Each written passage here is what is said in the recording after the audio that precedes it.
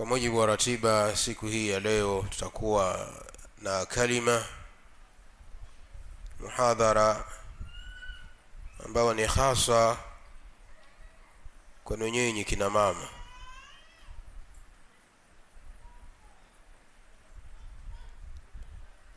Na hizi ni katika fadhila na neema za Allah subhanahu wa ta'ala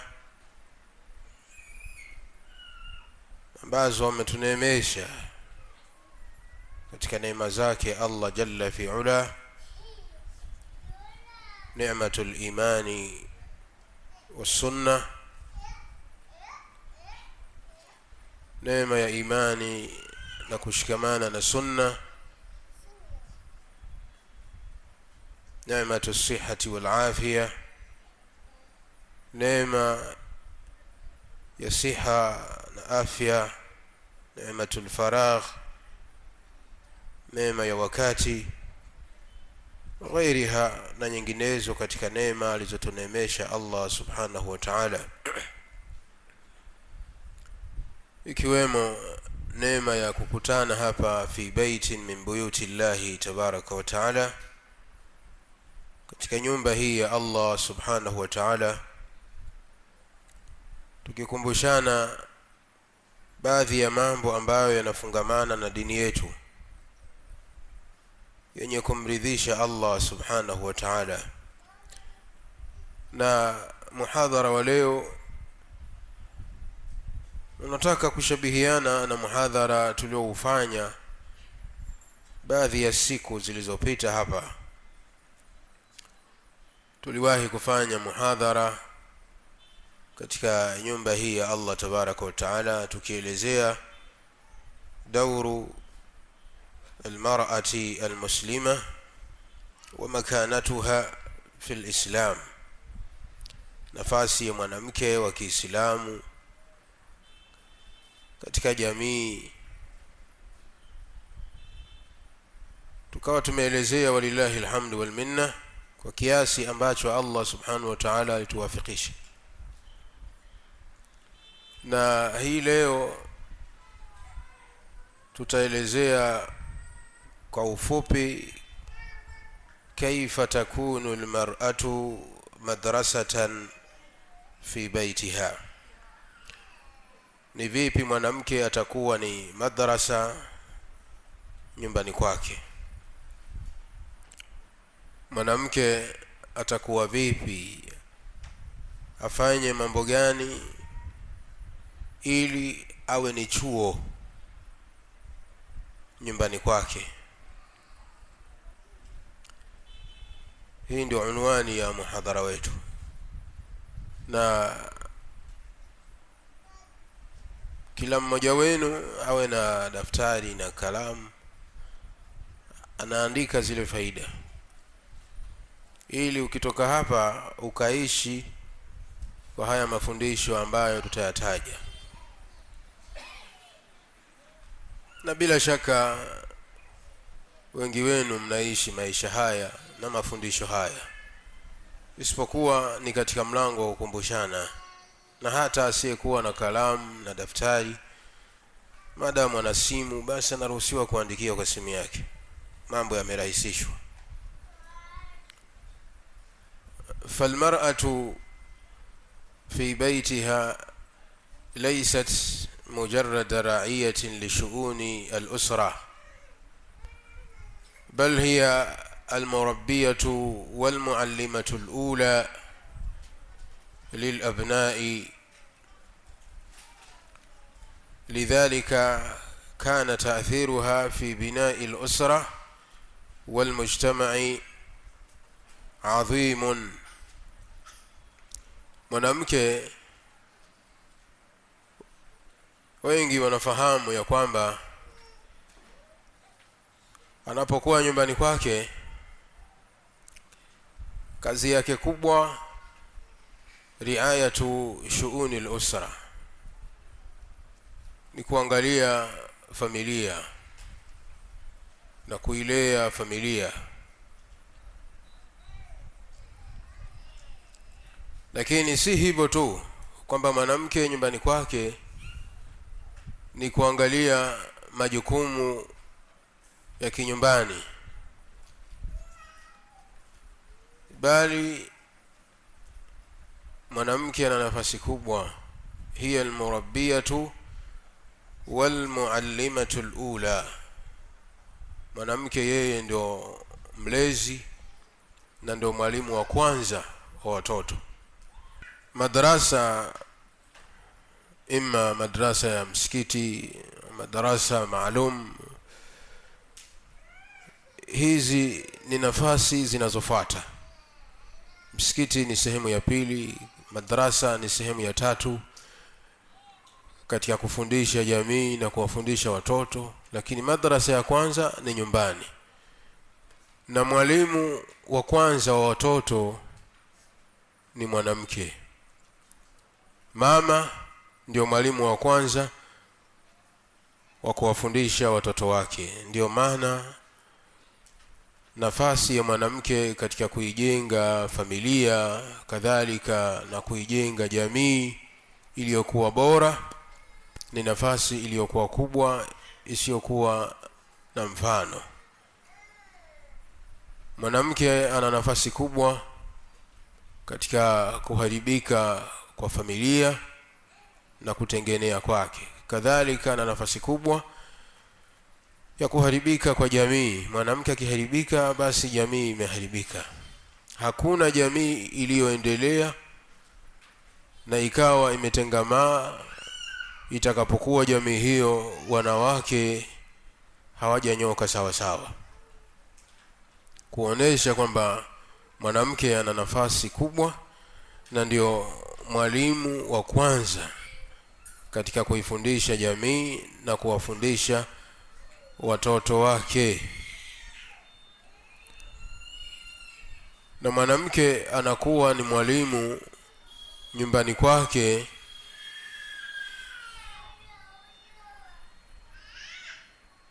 kwa nafasi nyingi sana.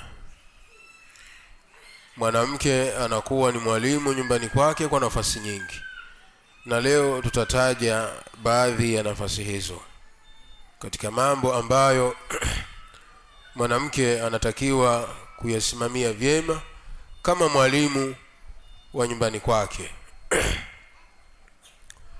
Sehemu ya kwanza, janibul aqidati wal iman, ni sehemu ya imani.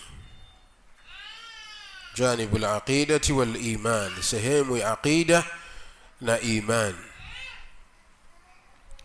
Hii ndio nafasi ya kwanza ambayo mwanamke anatakiwa kuizingatia, na anatakiwa awe ni mwalimu wa watoto wake katika sehemu ya aqida na iman. Na hii ndio sehemu iliyokuwa kubwa na yenye umuhimu sana kwa mwanamke. Famin ahammi adwari almar'a, katika kazi zilizokuwa kubwa anazotakiwa kuzifanya na kusimamia vyema mwanamke nyumbani kwake, an taghrisa fi abnaiha al-iman billahi ta'ala, aingize na athibitishe na kuimarisha katika nyoyo za watoto wake imani ya kumwamini Allah tabaraka wa taala. Katika kazi iliyokuwa kubwa ambayo mwanamke anatakiwa aitilie umuhimu katika malezi yake kwa watoto wake, jambo la kwanza kabisa, an taghrisa fi abnaiha al-iman billahi ta'ala, aimarishe imani katika nyoyo za watoto wake kumwamini Allah subhanahu wa ta'ala mundhu sighari, tangu wakiwa wadogo awafundishe iman kumwamini Allah tabaraka wa ta'ala. Fatuallimuhum mahabbata Allah ta'ala, mwanamke awafundishe watoto wake kumpenda Allah subhanahu wa ta'ala, wa ta'dhimahu, na kumtukuza Allah jalla fi ula. wa mahabbata al-anbiya'i was-salihin, na awafundishe watoto wake kuwapenda mitume wa Allah subhanahu wa ta'ala na waja wema. Wal muhafadhata ala salati, kadhalika mwanamke anatakiwa awe ni mwenye kujitahidi kuwafundisha watoto wake na kuwahimiza watoto wake kudumisha sala, kuzihifadhi sala. Almuhafadhatu ala salati, kujitahidi mwanamke kuwahimiza watoto wake kuzihifadhi swala tano. Wa qira'ati alqur'ani alkarim, kadhalika awahimiza watoto wake kusoma Qur'ani na kuyazingatia maneno ya Allah subhanahu wa ta'ala. Waddu'a wadhikra, kadhalika wafundishe watoto wake na awahimize watoto wake kumuomba Allah na kumtegemea Allah subhanahu wa ta'ala na kumtaja kwa wingi.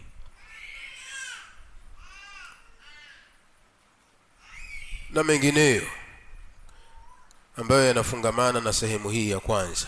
Mwanamke katika sehemu yake ya kwanza ya wadhifa na kazi iliyokuwa kubwa ambayo anatakiwa kuitilia umuhimu katika malezi yake ni kuhakikisha anaimarisha na kuingiza imani katika nyoyo za watoto wake. Awafundishi kumpenda Allah subhanahu wa ta'ala na kumtukuza Allah jalla fi'ala, na kuwapenda mitume na watu wema, na awahimize watoto wake kuswali. Awahimize watoto wake kuswali na kusoma Qur'ani, awafundishe Qur'ani, kadhalika na awahimize katika kuyazingatia maneno ya Allah subhanahu wa ta'ala. Lakini pia wafundishe kumuomba Allah, awafundishe kumtegemea Allah subhanahu wa ta'ala na kumtaja Allah kwa wingi. Fatukhassisu waqtan yawmiyan liqira'ati alqur'ani ma'a al-abna. Mwanamke anatakiwa pale nyumbani kwako uwe ni mwenye kutenga muda maalum kwa kila siku unasoma Qur'ani na watoto wako. Fatukhassisu yawmiyan, mwanamke anatakiwa atenge muda kwa kila siku, ima ni nusu saa au ni dakika 20 au ni lisali moja, liqira'ati alqur'ani alkarim, kusoma Qur'ani tukufu ma'al abna'i, pamoja na wanao. Unawaambia watoto wako, njoeni hapa, kaeni chini, kila mmoja ashike kitabu chake. Unawasomesha watoto wako, unamwambia mmoja baada ya mwingine, kama utakuwa nao wengi, soma, unamsikiliza, pale anapokosea unamsahihisha. Na hili linamtaka mwanamke awe tayari yeye mwenyewe ashasoma, kwa maana anaijua Qur'ani, anaweza kusoma Qur'ani, basi ndio atakuwa mwalimu aliyekuwa bora. Na sehemu hii itarudi kwenye muhadhara ule uliopita ambao tulielezea ni vipi mwanamke anaweza kuwa na nafasi kubwa, akawa ni kioo cha jamii. Inatakiwa mwanamke awe ni mwenye kutumia muda wake kusoma dini, awe ameisoma dini. Katika mambo ambayo yanamfanya mwanamke awe na nuru katika jamii ni kuisoma dini ya Allah tabaraka wa taala. Kwa unapokuwa mwanamke wa Kiislamu umeisoma dini, unakwenda madarasa, unaweza kusoma Qur'ani, unaweza kusoma hadithi za Mtume sallallahu alaihi wasallam, basi wewe utakuwa ni mwalimu mzuri nyumbani kwako. Kama haya tunayoyaeleza katika maelekezo na mafundisho, kwamba inatakiwa kila siku mwanamke wa Kiislamu katika malezi yako ya watoto wako unatenga siku, yani kwa kila siku unatenga muda wa kusoma Qur'ani pamoja na watoto, wa ta'limihimul adhkari wal ad'iya, na kuwafundisha watoto wako adhkari na dua mbalimbali. kuwafundisha watoto wako adhkari za asubuhi, adhkari za jioni. Unawafundisha kidogo kidogo, kwa sababu ni watoto wanahifadhi kwa kusikia kuliko kuangalia. Kwa vile utakavyokuwa unawalakinisha, unawatamkisha zile adhkari na dua, watoto watakuwa ni wepesi wa kuhifadhi. Unajalia kwa wiki unamhifadhisha dua moja, kama itakuwa ni dua ndefu, kwa wiki moja au wiki nzima mnabaki katika dua moja mpaka unahakikisha mtoto ameihifadhi. Mnaimba ile dua mpaka inakaa kichwani. Na kama ni dua zile fupi, basi unakuwa ni mwenye kumtamkisha mtoto mpaka unahakikisha ameihifadhi na anaweza kuisoma. Mnahama dua nyingine, kadhalika na adhkari.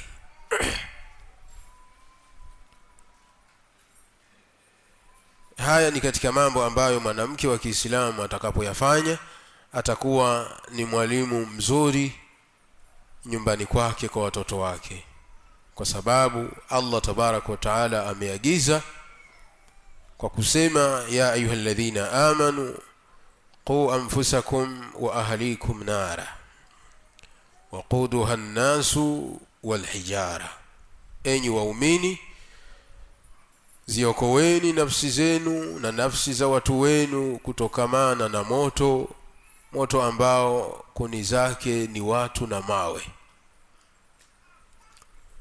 Na hapa agizo hili la Allah tabaraka wa taala inaingia kwa waume kuziokoa nafsi zao, kadhalika na nafsi za wake zao. Kadhalika inaingia agizo hili la Allah tabaraka wa taala kwa wanawake kuziokoa nafsi zao, kadhalika na ndugu zao, kadhalika na watoto wao. Hasa katika kuwaokoa watoto wako mwanamke wa Kiislamu kutokamana na moto, ni wewe kuhakikisha unawafundisha dini ya Allah tabaraka wa taala wakiwa wadogo.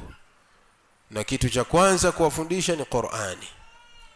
Kadhalika kuwafundishe tauhidi, wamjue Allah subhanahu wa ta'ala, wafundishe kumpenda Allah subhanahu wa ta'ala. Watoto wakuwe wanajua mahaba, yani wana mapenzi ya kumpenda Allah tabaraka wa ta'ala. Anapotajwa Allah, watoto wakuwe wanajua kumuadhimisha Allah, kumtukuza Allah subhanahu wa ta'ala. Kadhalika watoto wakuwe wakiwa wanajua umuhimu wa kutekeleza ibada ya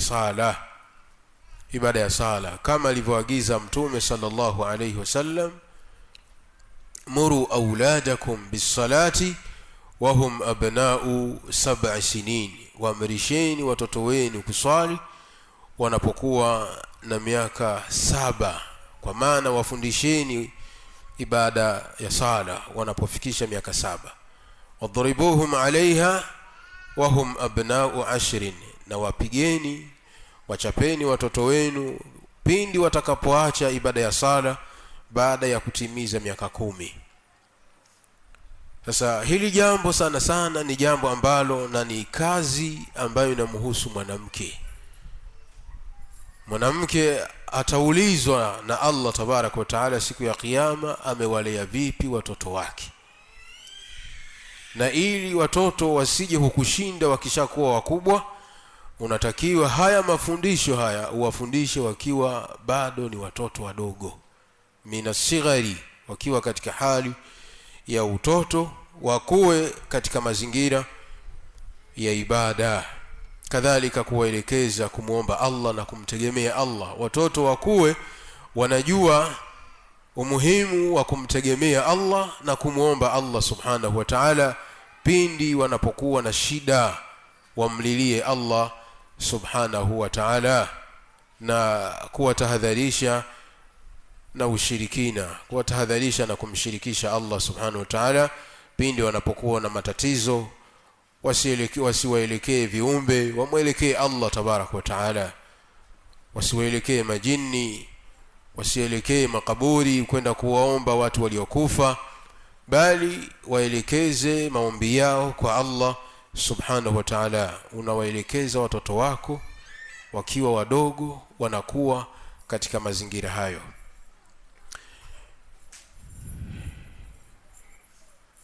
Kuhakikisha unawahimiza watoto wako kufanya yale ambayo yanamridhisha Allah tabaraka wa taala na kujiweka mbali na maasi, kujiweka mbali na kumwasi Allah subhanahu wa ta'ala kwa kuyafanya yale ambayo yanamchukiza Allah tabaraka wa taala.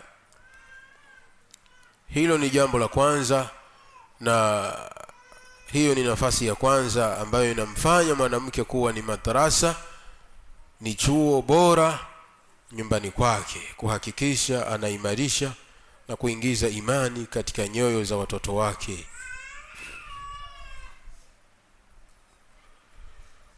Thaniyan, nafasi ya pili na sehemu ya pili ambayo mwanamke anatakiwa awe ni madrasa nyumbani kwake, fi janibil akhlaqi wassuluk, ni katika upande wa tabia na mienendo.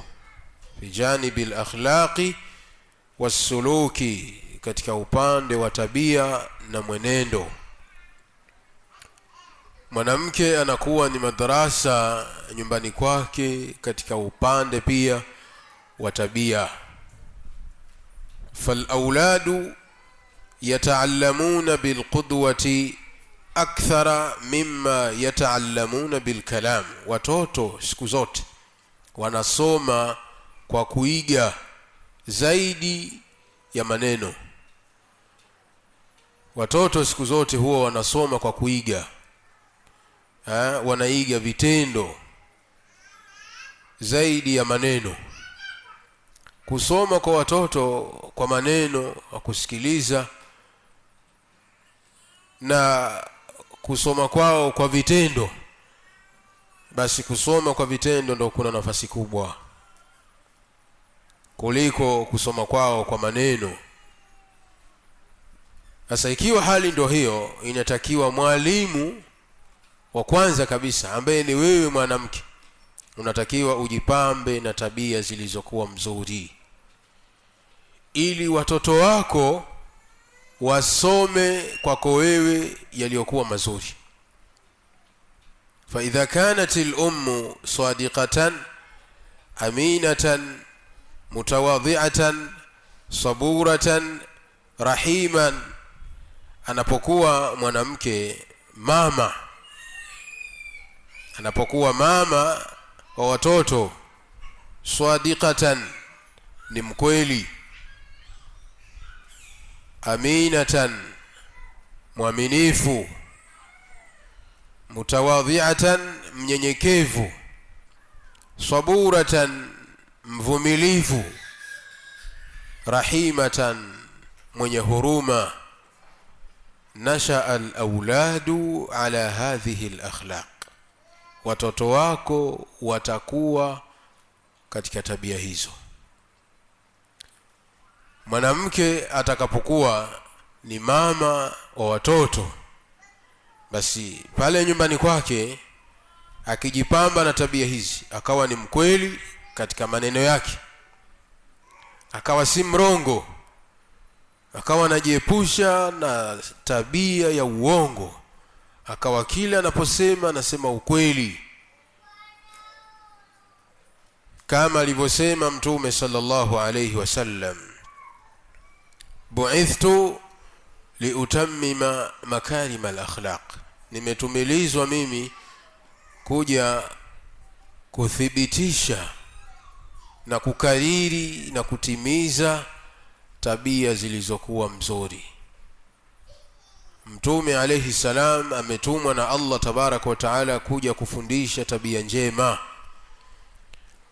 na Uislamu ni tabia njema.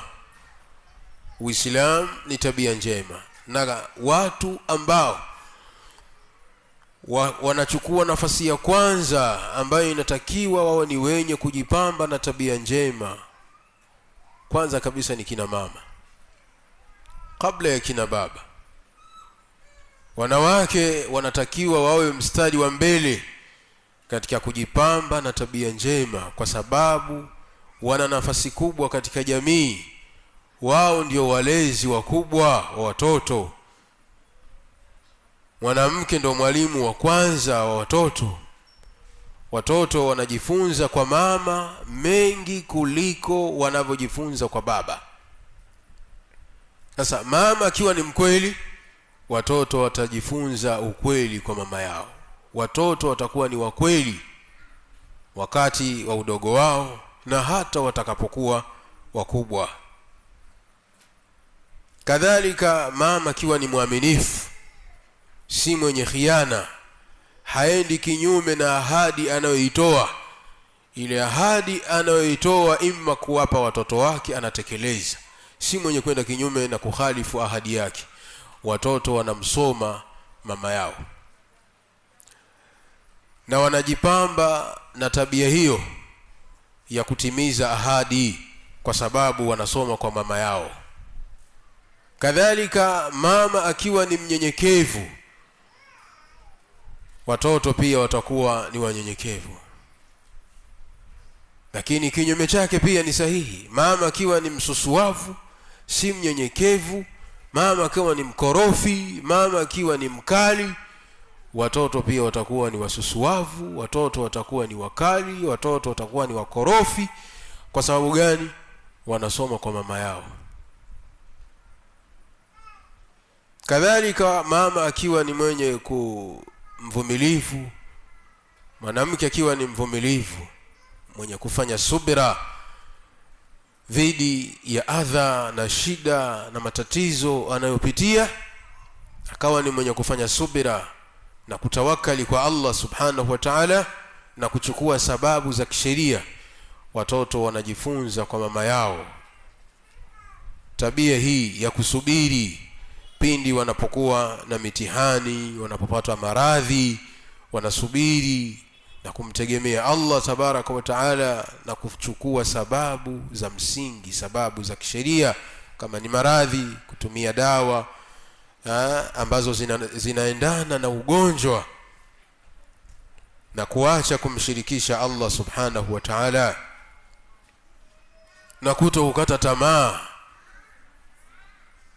na kufikia hatua mwanamke akamkufuru Allah subhanahu wa ta'ala kwa sababu ya kukosa kuwa na subira. Kwa sababu ya kukosa kuwa na subira inafikia hatua mwanamke anakufuru neema za Allah tabarak wa ta'ala. Hii inaonyesha kwamba mwanamke hana subira. Ikafikia hatua mwanamke anakosa subira kwa matatizo na changamoto unazopitia pale nyumbani katika maisha yako, basi fahamu ya kwamba huko kukosa kwako subira na kufikia hatua kuongea maneno yasiyomridhisha Allah tabaraka wa taala, maneno ya kufuru, ukamkufuru Allah, ukazikanusha neema za mume wako, mpaka ikafikia hatua mwingine anamkataa kabisa mume wake. Kuna baadhi ya wanawake wanawakataa waume zao kwamba mimi nahisi, yani mpaka hivi sasa mimi naona sina mume kabisa. Sina mume, yani mimi naishi tu lakini sina mume. Ukiangalia kwa nini mwanamke anasema hivi, kuna changamoto tu ndogo za kawaida anazipitia katika maisha ya ndoa. Sasa kwa kule kukosa subira inafikia hatua mwanamke anasema sina mume, anamkataa mume wake hali ya kuwa naye anaye mume wa ndoa. Sasa hii ni kukosa subira. Sura hii ujue ya kwamba wewe kama mama wa watoto wanajifunza kwako wewe tabia hii ya ukosefu wa subira. Wanajifunza kwako wewe wakiwa wadogo na watakuwa wakijifunza tabia hii kwako wewe mpaka watakapokuwa wakubwa. Kama ni wa kiume watakwenda na tabia hii illa an yasha Allah. Kadhalika kama ni wa kike watakwenda kuolewa, huko watakakoolewa na wao wataishi na kwa tabia hii ambayo unaishi nayo wewe na mume wako.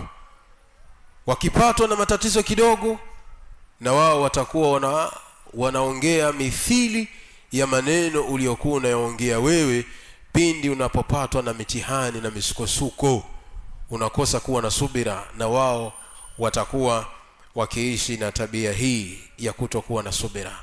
Na hii ni tabia iliyokuwa mbaya sana. mwanamke wa Kiislamu anatakiwa kuwa na subira, na Allah tabaraka wa taala anasema innama yuwaffa as-sabiruna ajrahum bighairi hisabin, hakika si vinginevyo siku ya kiyama wale waja wenye kusubiri watapewa ujira wao pasina hesabu. Wale wenye kusubiri katika mitihani na misukosuko mbalimbali, kusubiri katika makadirio ya Allah tabaraka wa taala yenye kuumiza, ukawa ni mwenye kusubiri, ikiwemo maradhi na changamoto zingine ambazo tunapitia hapa duniani, ukawa ni mwenye kusubiri na kutawakkali kwa Allah tabaraka wa taala. Allah anasema waja wenye kusubiri watapewa malipo yao bila ya hesabu siku ya kiyama. Kadhalika Mtume sallallahu alayhi wasallam anasema alaykum bisidqi fa inna as-sidqa yahdi ila albirri, ni juu yenu waislamu kuwa wakweli, kwa sababu ukweli unamfanya mtu kuwa ni mwema, na wa innal birra yahdi ila aljanna, na wema unamuongoza mtu kumpeleka peponi. Wa iyyakum wal kadhiba, na tahadharini na uongo, fa innal kadhiba yahdi ila alfujur wa innal fujura yahdi ila an-nar. Tahadharini na kusema uongo, kwani uongo unamuongoza mtu kumpeleka kumfanya kuwa ni muovu, na uovu unamuongoza mtu kumpeleka motoni, wa na'udhu billahi min dhalika. Kadhalika Mtume sallallahu alayhi wasallam anasema man tawadha lillahi rafa'ahu Allah, atakayekuwa mnyenyekevu, atakayenyenyekea kwa ajili ya Allah subhanahu wa ta'ala, Allah subhanahu wa ta'ala atamnyanyua. Kwa mwanamke wa Kiislamu anatakiwa kujipamba na tabia ya ukweli, kadhalika tabia ya unyenyekevu, kadhalika na tabia ya upole, tabia ya huruma, kuwahurumia watoto wako. Asema Mtume sallallahu alayhi wasallam arrahimuna yarhamuhumur rahman, watu wenye huruma, wenye kuwahurumia wenzao, basi Allah tabaraka wa taala atawahurumia. Wenye kuwahurumia wenzao, na Allah tabaraka wa taala ni mwenye kuwahurumia waja hao. Kadhalika akasema Mtume sallallahu alayhi wasallam Allah tabaraka wa taala si mwenye kumhurumia yule asiwahurumia watu. Mwanadamu asiyekuwa na tabia ya kuwahurumia wenzake, basi naye hatohurumiwa na Allah subhanahu wa ta'ala. Kwa hivyo mama, unatakiwa kuwa na huruma kwa watoto wako, unatakiwa kuwa na huruma kwa watoto wako. Na upande wa huruma, wanawake walillahi alhamdu ni watu wenye huruma sana kwa watoto, ni watu wenye huruma sana kwa watoto wao, pamoja na kwamba wengi wamefeli katika sekta zingine. Ama katika huruma walillahi alhamdu, hata ambaye hajasoma dini anakuwa na huruma kwa watoto wake. Lakini tabia ya kusema ukweli, huu ni mtihani mkubwa, na wamefeli wengi, wa na'udhu billahi min dhalika. Kwa mama, ujue ya kwamba ukiwa muongo, watoto wako wanasoma kwako wewe uongo, na wao watakwenda kuishi maisha ya uongo, kupenda kusema uongo, kwa sababu wamejifunza kwa mama yao.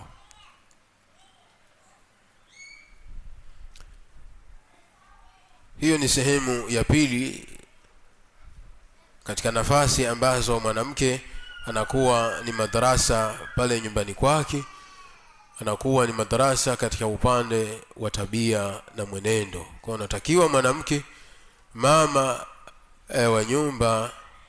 Kwa hivyo mwanamke jitahidi sana ujipambe na tabia zilizokuwa mzuri, ili watoto wako wajifunze kwako wewe tabia zilizokuwa mzuri.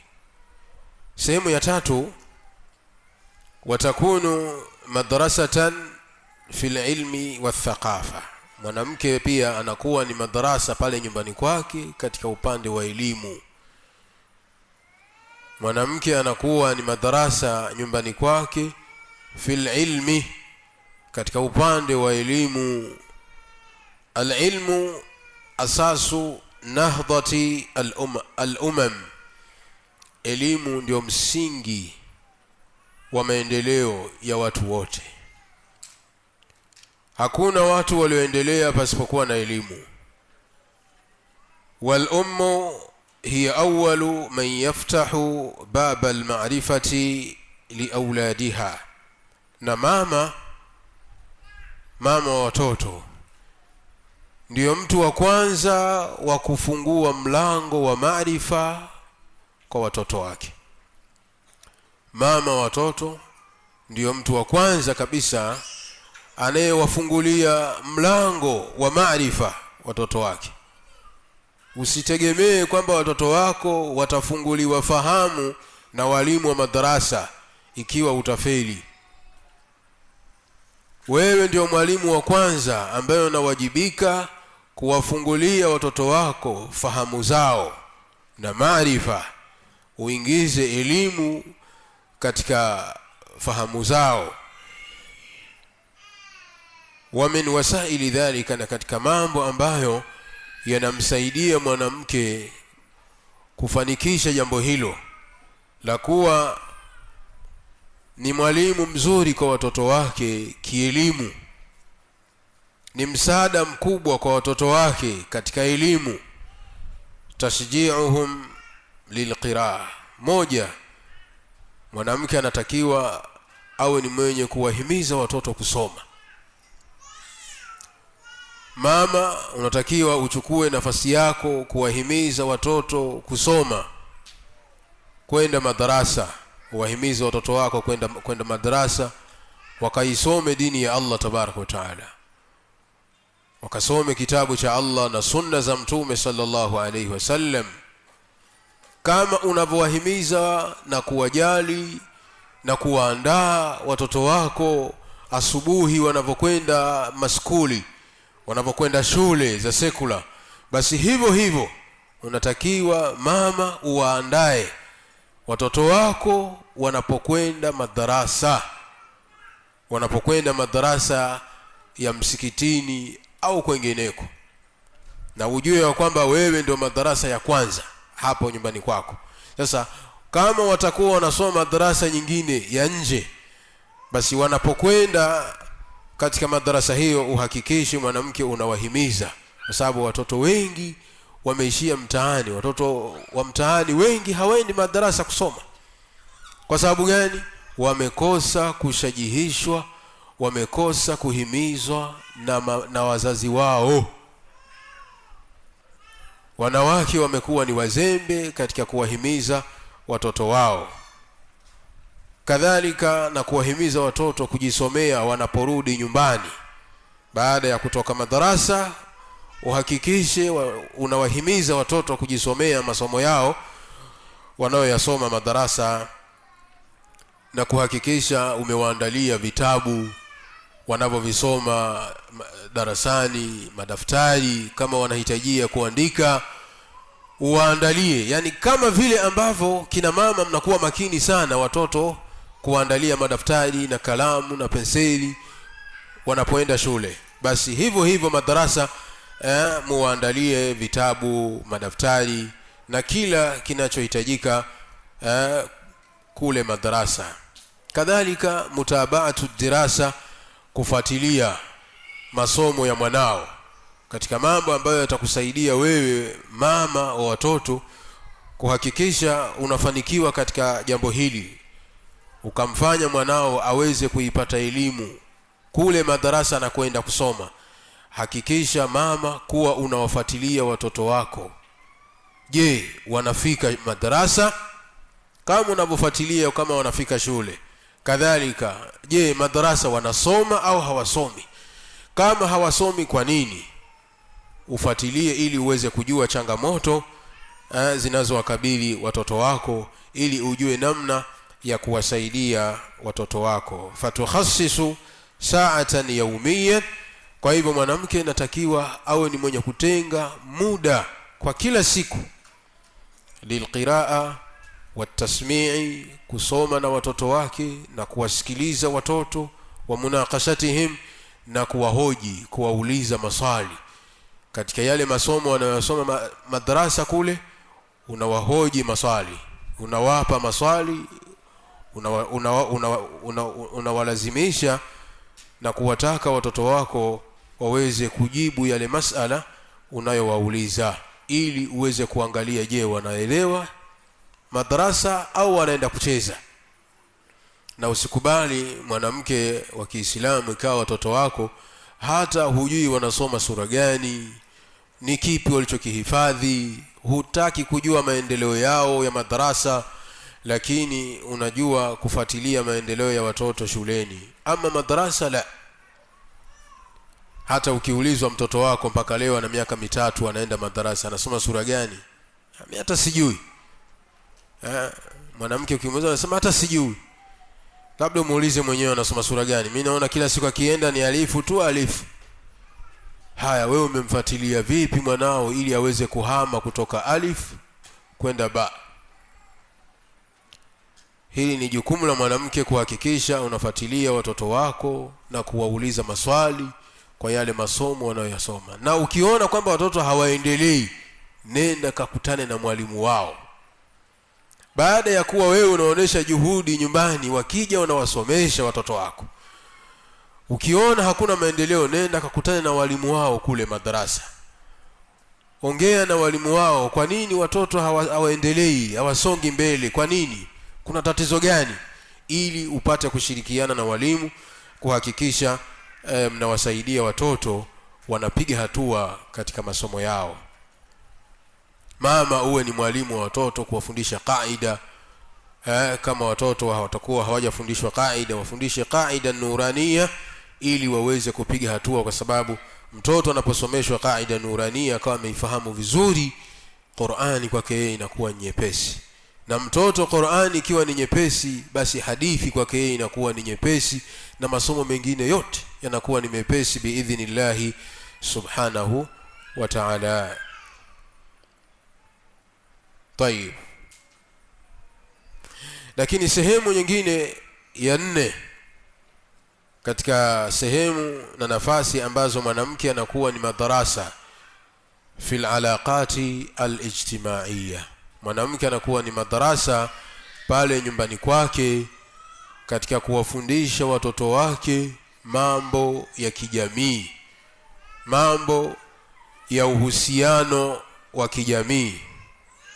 Inatakiwa mwanamke uwe ni mwenye kuwafundisha watoto wako namna ya kuishi vyema na jamii yao, ile jamii iliyowazunguka.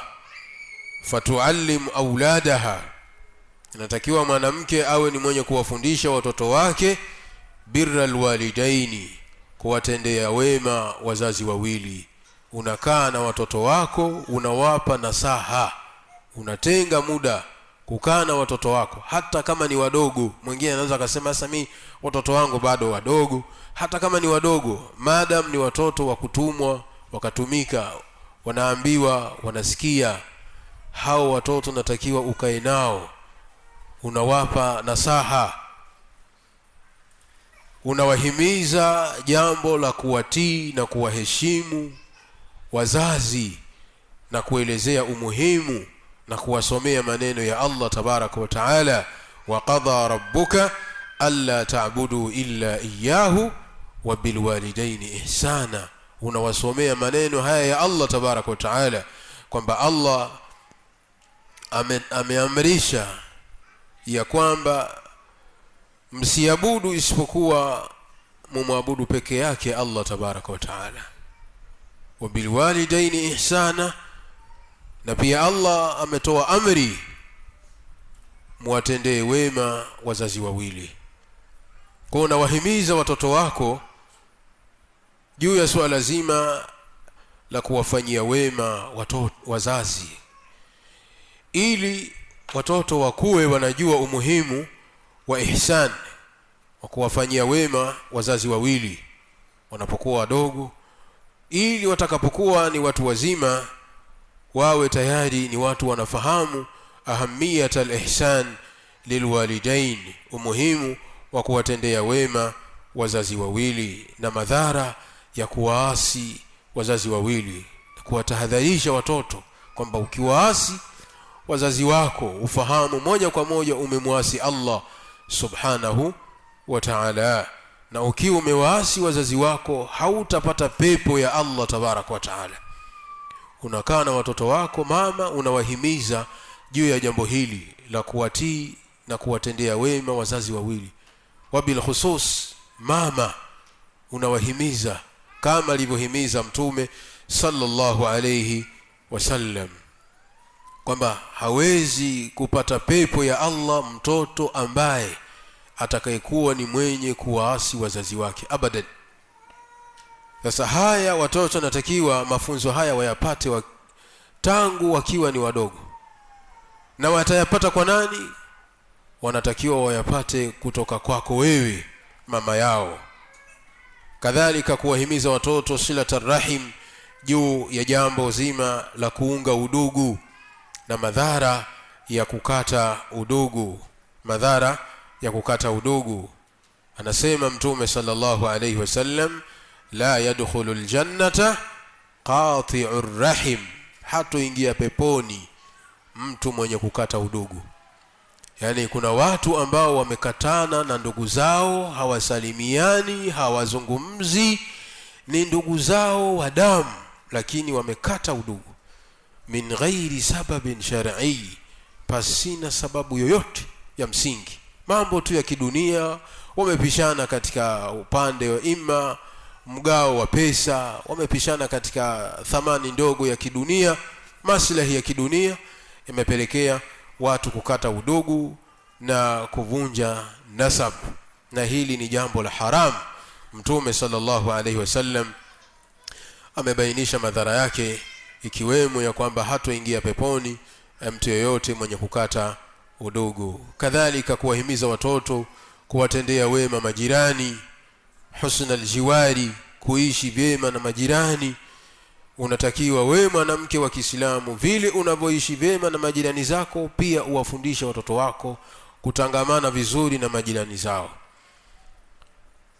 Ukiwa unawafundisha malezi haya na mafundisho haya, kuishi vyema, kuishi vizuri na watu, kuwaheshimu wakubwa, kadhalika kuwaheshimu majirani na kuwatendea wema majirani, watoto wako haitatokea hata siku moja kuwarushia mawe majirani, kumrushia mawe jirani, au kumwekea na kumtegea miba jirani, au kuwatilia uchafu kwenye vyakula majirani. Haitofikia hatua watoto wakafanya hivyo.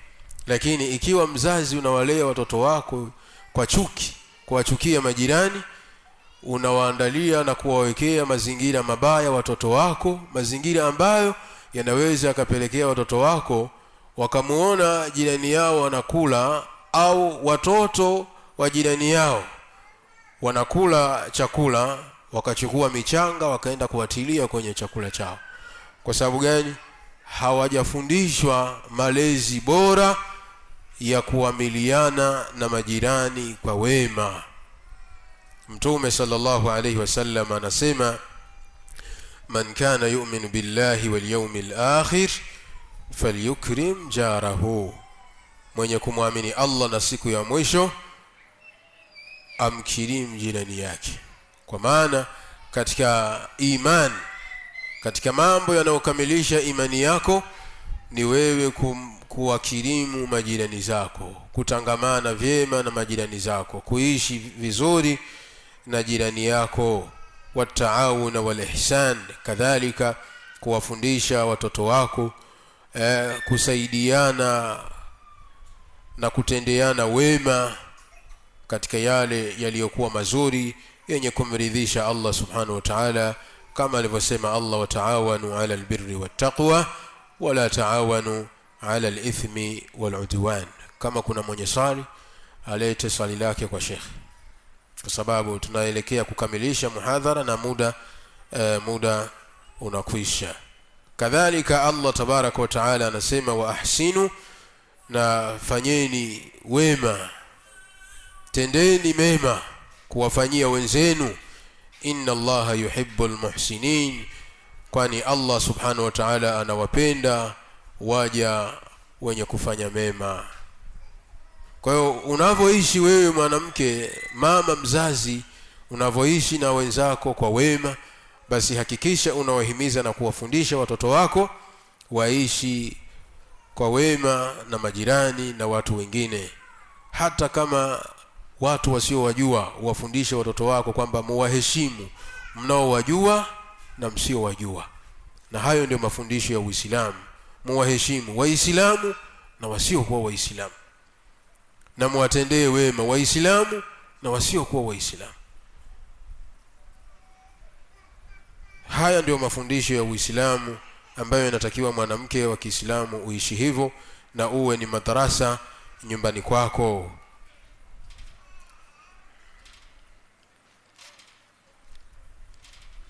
Na mengineyo katika mambo ambayo mwanamke anatakiwa kuwa ni madarasa. Mwanamke anatakiwa kuwa ni madarasa nyumbani kwake, kadhalika katika kuwa yeye ni kiigizo chema. Watakunu madrasatan bilqudwati alhasana, pia mwanamke anakuwa ni madarasa nyumbani kwake, kuwa kwake yeye ni kiigizo chema. Mwanamke unatakiwa uwe ni kiigizo chema nyumbani kwako kwa watoto. falqudwatu alhasana min aqwa wasaili tarbiyah, kuwa kiigizo chema ndio njia iliyokuwa bora katika malezi ya watoto. Katika njia zilizokuwa bora na zenye nguvu katika malezi ya watoto ni kuhakikisha mama wa watoto kuwa ni kiigizo chema. Fatiflu, mtoto siku zote yuraqibu tariqata kalama ummihi, anafuatilia na kusoma na kuhifadhi mazungumzo ya mama yake. Wa taamuliha ma abiha, kadhalika mtoto anajifunza muamala wa mama yake kwa baba yake. Yani vile mama anavyoishi, yani vile mke anavyoishi na mumewe, muamala wake, yale matendo unayomfanyia mumeo mbele ya watoto wako, fahamu ya kwamba watoto wanajifunza kwako wewe, wanasoma kwako wewe namna gani unavyoishi na baba yao, namna gani unavyozungumza na baba yao. Kwa hakikisha unapozungumza na mumeo mbele ya watoto wako, unazungumza kwa kauli iliyokuwa mzuri. Zungumza naye maneno mazuri na kwa sauti ya chini, na usiwe ni mwenye kupayuka na kupaza sauti yako juu ya mume wako mbele ya watoto, kwa sababu watoto wanajifunza, na wao wakitoka hapo watakapokuwa watakwenda kuolewa, wataishi na waume zao kama unavyoishi wewe na mumeo. Kama utakuwa unamfokea mume wako mbele ya watoto wako, na wao watoto wako wa kike wataenda kuwafokea waume zao hivyo hivyo. Kwa sababu gani? Kwa sababu wamejifunza kwa mama yao kwamba mama mwenyewe alikuwa anamfokea baba, baba alikuwa haongei mbele ya mama, basi na mimi haiwezekani mume wangu aweze kuongea mbele yangu. Kwa sababu gani? Kwa sababu watoto wamejifunza kwa mama yao. Kwa hivyo inatakiwa mwanamke awe ni kiigizo chema kwa watoto wake, kadhalika uwe una muamala mzuri na watu wengine, ili watoto wajifunze kwako wewe yaliyokuwa mazuri.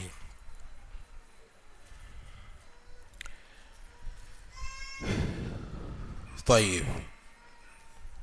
Kwa hivyo hizi ni baadhi ya nukta ambazo nimekusudia kuwafikishia kina mama wa Kiislamu. Mzizingatie kwamba mwanamke anakuwa ni madarasa nyumbani kwake katika nafasi tofauti tofauti, zikiwemo hizo ambazo tumezitaja, nafasi takriban 5. Zizingatie hizo na muombe Allah tabarak wa taala akuwafikishe kuzitekeleza na kuishi katika nafasi hizo. Sehemu ya mwisho kabisa ni baadhi ya mambo ambayo yanamsaidia mwanamke kufanikiwa kuwa ni madarasa iliyokuwa mzuri. Baadhi ya mambo ambayo yanamfanya mwanamke kuwa ni madarasa iliyofanikiwa. unaweza ukawa ni madarasa lakini madarasa ambayo haina manufaa, ukawa ni madarasa lakini ni madarasa isiyokuwa na faida. Sasa ili uwe ni madarasa yenye faida, kuna mambo ambayo yatakusaidia mwanamke ujipambe nayo ili uwe ni madarasa najiha, uwe ni madarasa yenye faida. Moja katika hayo al-ikhlasu lillahi ta'ala. Natakiwa mwanamke wa Kiislamu ukiyafanya haya tuloyataja na mengineyo uyafanye kwa ikhlas, kumtakasia Allah subhanahu wa ta'ala, uyafanye kwa ajili ya Allah, yani ufanye kama ibada, ufanye ukijua ni ibada na utarajie malipo kwa Allah subhanahu wa ta'ala. Al-ikhlasu lillah. Thania, jambo la pili, al-ilmu shar'i. Mwanamke unatakiwa ujipambe na elimu, kwa maana ujitume kwenda madarasa kusoma. Ukienda kusoma elimu ya dini, basi ukiwa unawahimiza watoto wako kusoma na ukawasimamia kusoma, Allah atajalia nafasi yako itakuwa ni kubwa sana, na watoto watakutii na kukusikiliza, na Allah atajalia kazi yako itakuwa ni yenye manufaa. Lakini utakapokuwa wewe madrasa huendi, halafu na wahimiza watoto wako waende madrasa na kuwapiga viboko, ipo siku watakwambia twende wote, au ipo siku watakwambia wewe mwenyewe madrasa huendi sasa hivi. Mathalan, unaweza kumhimiza mtoto wako, mbona huendi madrasa? Mara anawe anakuambia wewe mwenyewe, mbona sasa hivi unatega. Na hii pia inategemea na mtoto takavyokuwa umemlea, namna ya kumjibu mzazi wake. Tayeb, jambo la pili elimu. Jambo la tatu subira, as-sabru wal-hilmu war-rahma, kuwa na subira na kuwa mpole, kuwa na subira na kuwa mpole. Hili ni jambo la tatu katika mambo ambayo yatamsaidia na kumfanya mwanamke awe ni madarasa iliyofanikiwa, kuwa na subira katika malezi na kuwa mpole katika kuamiliana na watoto wake. Jambo la nne, al-hikma fi taamuli ma auladiha, kuwa na hikma katika kuamiliana na watoto wake. Jambo la tano, husnul qudwa, kuwa ni kiigizo chema, ambayo ni nukta ya mwisho tumeielezea katika mambo matano. Jambo la tano katika mambo yatakayokusaidia kwa kukufanya kuwa ni madarasa iliyofanikiwa ni wewe kujitahidi kuwa ni kiigizo chema. Jambo la sita, al-adlu baina al-auladi fil atiya, kuwa mwadilifu baina ya watoto wako, kufanya uadilifu kwa watoto wako pindi unapowapa chochote. Pindi unapowapa chochote, unapowageia kitu, hakikisha unakuwa ni mwadilifu kwa watoto wako. Tayeb. Jambo la sita tumesema al-adlu baina al-auladi, kufanya uadilifu baina ya watoto unapowapa vitu. Na hapa wamefeli wengi, na tulizingatia jambo hili kina mama, na hasa tunapokuwa tunagawa vitu kwa watoto wetu, tuwe waadilifu, tusiwe na upendeleo baina ya watoto wetu. Wallahu ta'ala alam. Tutabakia hapa inshallah kwa siku hii ya leo, na muda si rafiki, tulichelewa kuanza kidogo, lakini si haba, walillahi alhamdu wal minna. Allah atulipe kila la khairi na tujalie tuishi katika haya tunayoyazungumza, na tusamehe pale tunapokosea. Wa sallallahu ala Muhammad wa ala alihi wa ashabihi ajma'in, walhamdulillahi rabbil alamin. Subhanallah bihamdihi, subhanakallahumma bihamdik, ashhadu an la ilaha illa anta, astaghfiruka wa atubu ilayk.